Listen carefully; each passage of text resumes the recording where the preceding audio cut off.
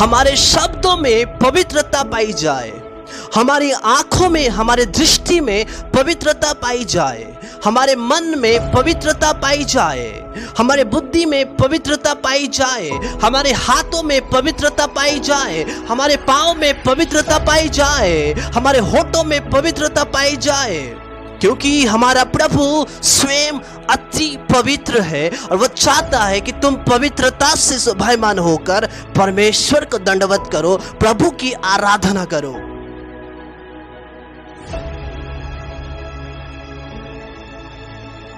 आप सभी को जय मसीह की। मैं प्रभु यीशु मसीह का धन्यवाद करता हूँ, उसने वीडियो के द्वारा आप सभी के मध्य में मुझे खड़ा किया। मेरे प्रिय भाई और बहन, आशा करता हूँ आप सभी प्रभु में अच्छे होंगे। आज आराधना के विषय में 5 बातें सीखने वाले हैं कि हम किसकी आराधना करें, आराधना क्या है, आराधना कैसे करें, आराधना हमें क्यों करना चाहिए, और 5वीं बातें आराधना करने से हमें क्या लाभ होगा। आज हम 5 बातें पवित्र बाइबल से सीखने वाले हैं। हालेलुया, बोलो यीशु मसीह की जय। सबसे पहले हमें किसकी आराधना करना चाहिए। मेरे प्रियो, प्रभु ने हमें सिरजा, उस सृष्टिकर्ता की हमें आराधना और महिमा करना चाहिए जो यहोवा प्रभु है। जब हम यशायाह की पुस्तक 43 अध्याय का 1 पद पढ़ते हैं, है इस्राएल तेरा रचने वाला और है याकूब तेरा सिरजनहार यहोवा। हमें रचने वाले की आराधना करना चाहिए, सृष्टिकर्ता प्रभु यीशु मसीह की आराधना करना चाहिए। और हमें आराधना क्यों करना चाहिए? हाँ, हमें प्रभु की आराधना करना चाहिए, पर आराधना हमें क्यों करना चाहिए? क्योंकि यशायाह 43 का 7 में लिखा है, हर एक को जो मेरा कहलाता है, जिसको मैंने अपनी महिमा के लिए सिरजा, जिसको मैंने रचा और बनाया है। मेरे प्रिय, परमेश्वर ने मनुष्य जाति को सिरजा, तैयार किया, इसीलिए हमें प्रभु की आराधना करना चाहिए, इसीलिए हमें परमेश्वर की महिमा करना चाहिए, क्योंकि उसने मानव जाति को खुदा की महिमा करने के लिए, यीशु की महिमा करने के लिए तैयार किया है।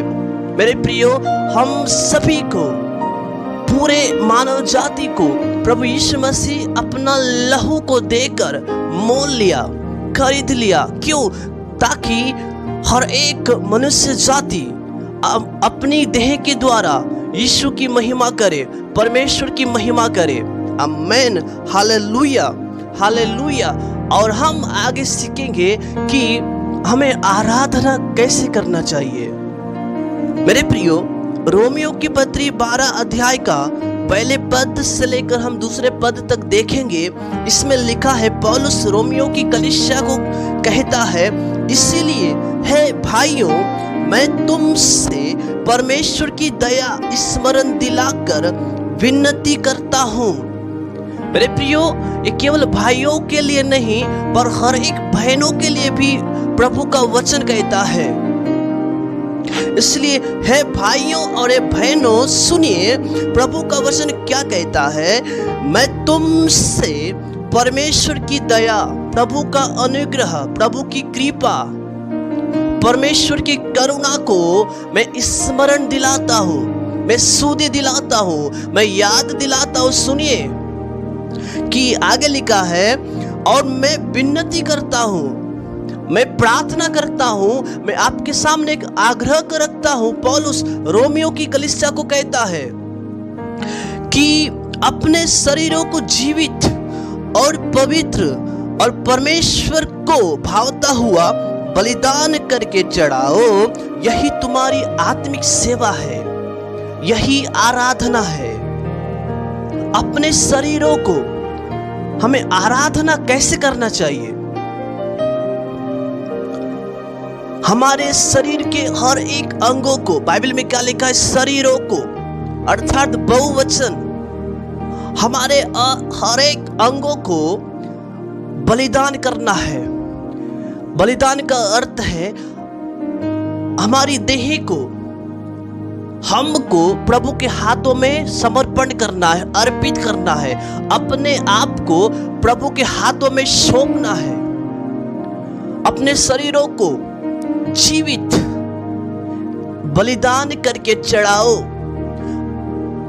कई बार हम आराधना करते हैं और हमारा ध्यान परिवार पर रहता है, हमारा ध्यान बच्चों के ऊपर रहता है, हमारा ध्यान काम के चीजों पर, अलग अलग कामों पर हमारा ध्यान रहता है। लेकिन बाइबल क्या बतलाती है? अपने शरीरों को पूरे रीति से समर्पण के साथ खुदा की आराधना करें, आधा मन से नहीं। हम आंख मूंद कर क्यों आराधना करते, क्यों प्रार्थना करते हैं? क्योंकि हमारा ध्यान पृथ्वी पर की वस्तुओं पर नहीं, पर स्वर्ग की वस्तुओं पर होने पाए। हमारा ध्यान यीशु पर होने पाए, हमारा ध्यान प्रभु पर होने पाए, पवित्र आत्मा पर होने पाए। इसलिए हम आंख मूंद कर खुदा की आराधना करते हैं, ताकि हम पूरी केंद्रित से खुदा की आराधना करें।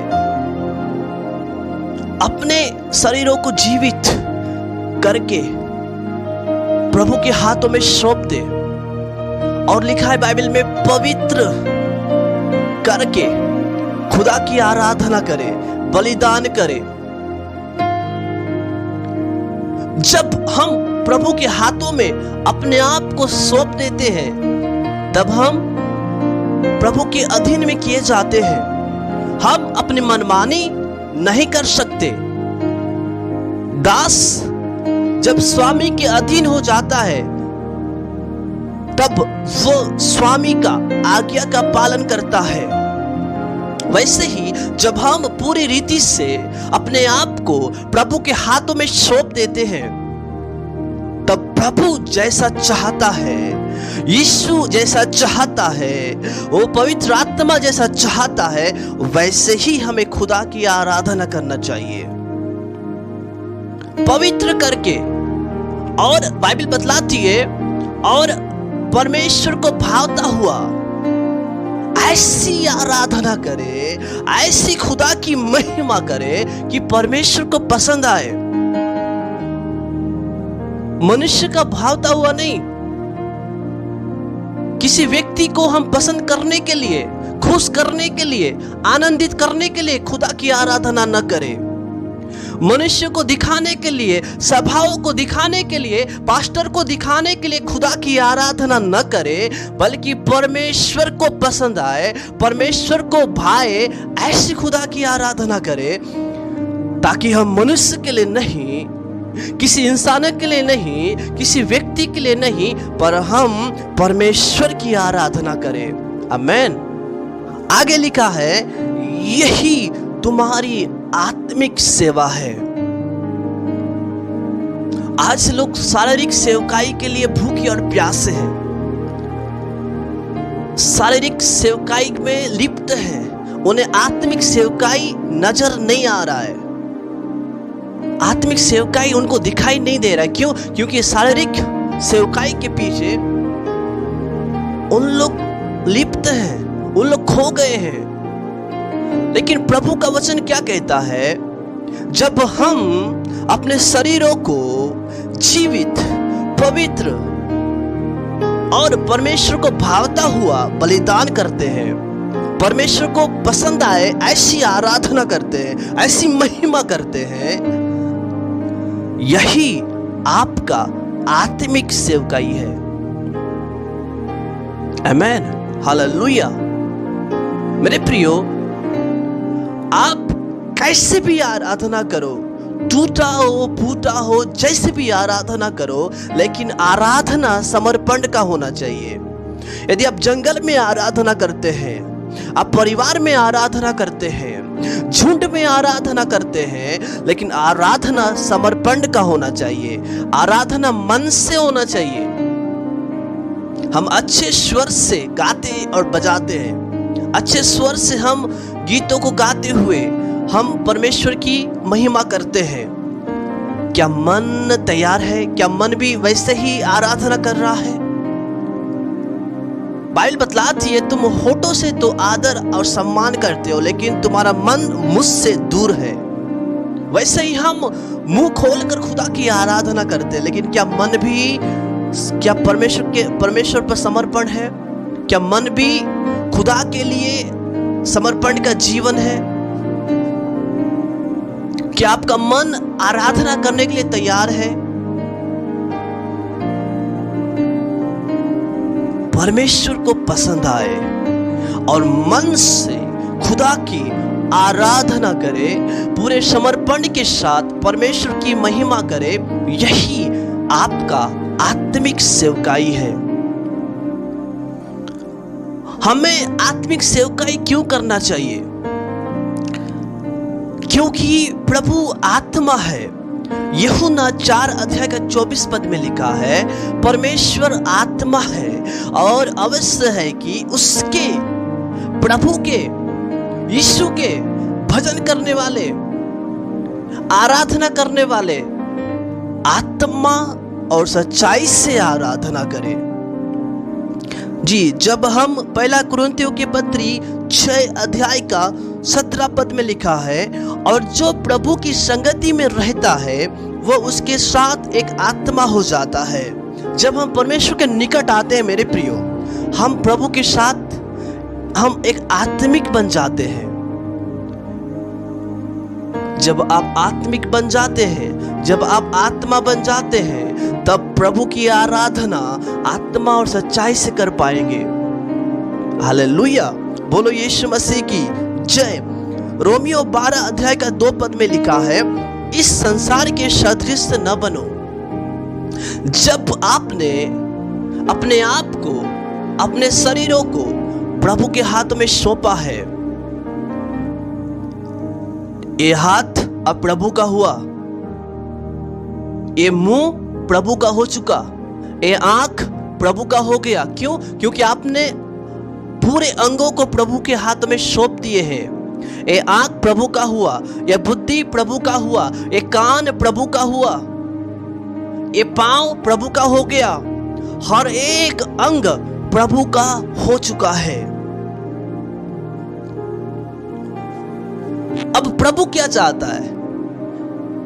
जब हमने अपने आप को प्रभु के हाथों में सौंप दिया है, ये हाथ से कोई गलत काम ना हो, बल्कि प्रभु जैसा चाहता है वैसा आराधना करे, वैसा अच्छे कामों को करे। क्योंकि लिखा है, तुम संसार के सदृश न बनो, संसार के समान अब मत बोलो। क्यों? क्योंकि तुमने प्रभु के हाथों में सौंप दिया है। अब ये शब्द आपका शब्द नहीं है, अब यह शब्द प्रभु का शब्द है। ये हाथ प्रभु का हाथ है, ये आंख प्रभु का आंख है।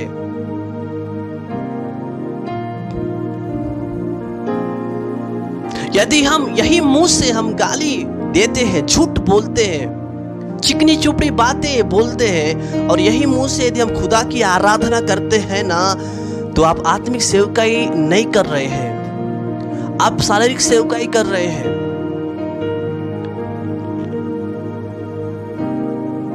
यही कान से यदि हम दूसरे का बुराई सुनते हैं या फिर सुन रहे हैं, तो आपने अपने आप को प्रभु के हाथों में नहीं सौंपा है।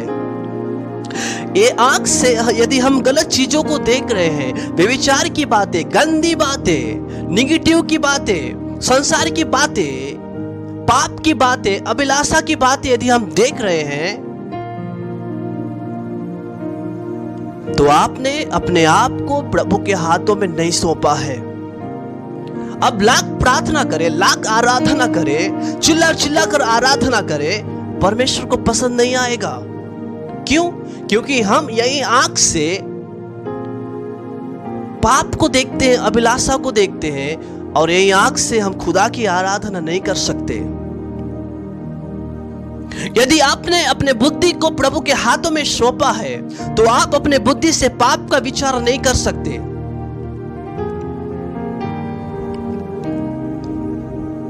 यदि आपने अपने पांव को प्रभु के हाथों में सौंपा है, तो इस पांव को गलत रास्ता की ओर नहीं ले जा सकते। क्योंकि ये पांव प्रभु का है और प्रभु जैसा चाहता है वैसा आपको चलाएगा। आमेन। यदि आपने अपने मन को प्रभु के हाथों में सौंपा है तो प्रभु जैसा चाहता है वैसा आपको चलाएगा।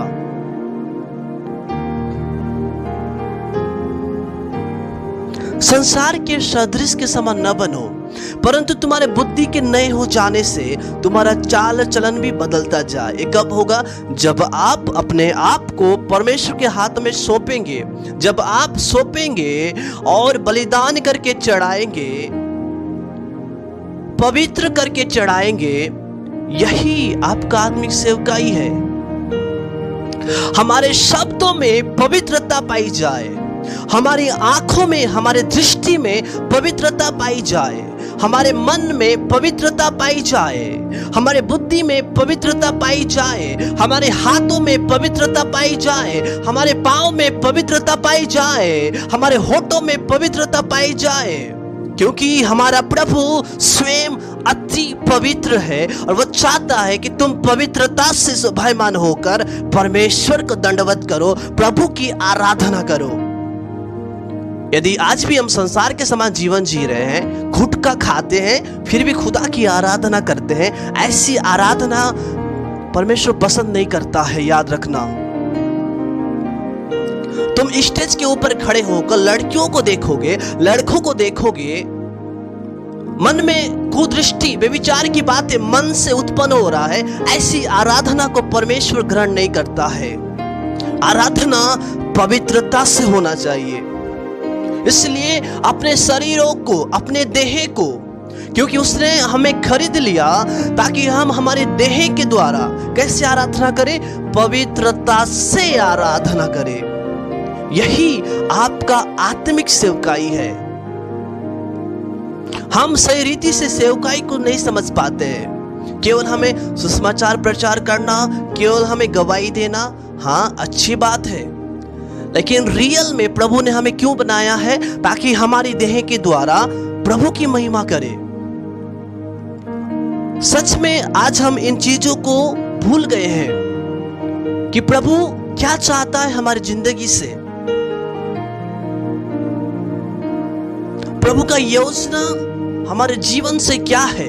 वो यह है कि तुम हमारे शरीर को जीवित और पवित्र और परमेश्वर को भावता हुआ ऐसी आराधना करें मेरे प्रियो कि प्रभु को पसंद आए।